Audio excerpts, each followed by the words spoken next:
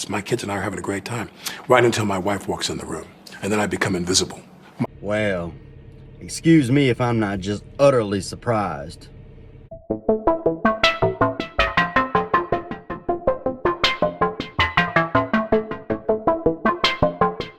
What's going on, everybody? This your boy Mike, and today I want to talk about Alec Baldwin. And despite the fact of the lack of human being that I think that this man is, I'm going to try to be completely biased. He did an interview with ABC, and I just want to talk about poking some little holes in his little story because I don't really believe him.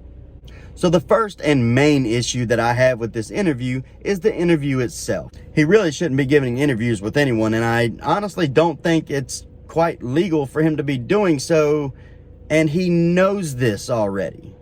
The reason I wanted to sit down with you is because I really feel like I can't wait. I'm not allowed to make any comments. I really feel like I can't wait. I'm not allowed to make any comments because it's an ongoing investigation. For that process to end in February, I've been ordered March.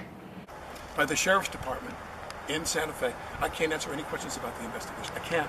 So no, Alec Baldwin, you do not then get to go and have interviews with mainstream media while you're under investigation just because you're a high-profile celebrity. When he was giving the interview on the side of the road in Vermont, had that vibe that they were really good friends. Him and Helena was really good friends. You know, she was my friend. She, gave this, this whole... But then in the interview, we come to find out, oh, she was a new friend. She was my friend. And she was a new friend. She was my friend.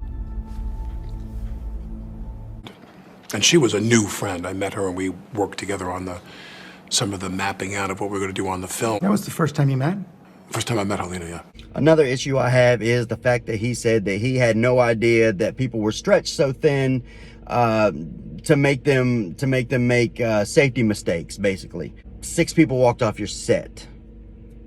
There was paperwork filed. Lane Looper, the first camera assistant, would email production managers a resignation letter later that night, citing safety concern. During the filming of gunfights on this job, things are often played very fast and loose. So far, there have been 2 accidental weapons discharges. So I'm sure he already knew that there was a bunch of safety issues going on there on the set.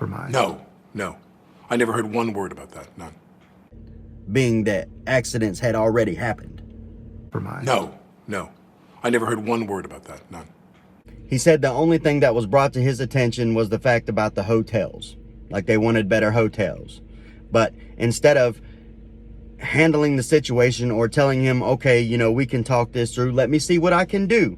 This is what he says in the interview. Anything about anything else, he goes, my men need better hotel rooms. Because what I was about to do, and I was about to say to him, because what I was about to do,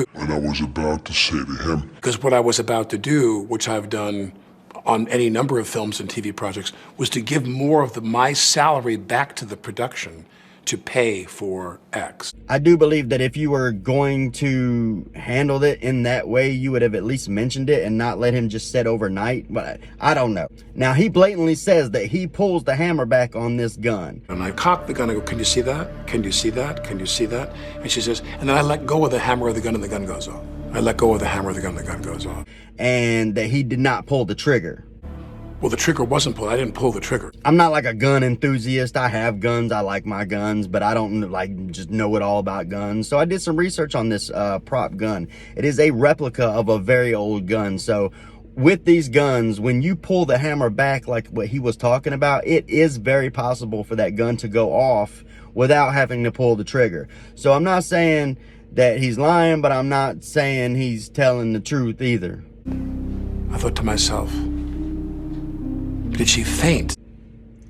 Did she faint?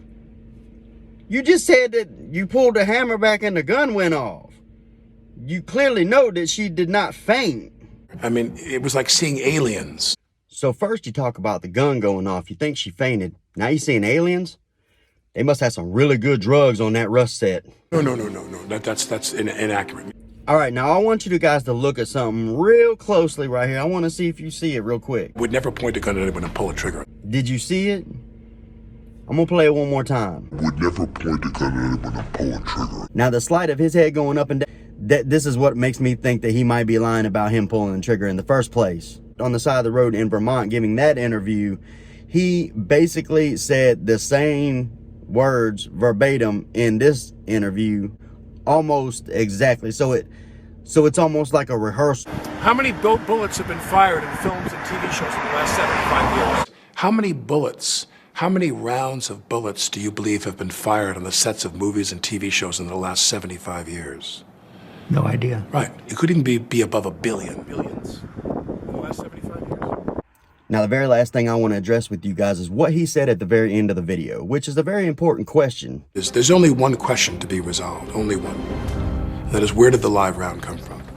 I have a question. Excuse me, I have a question.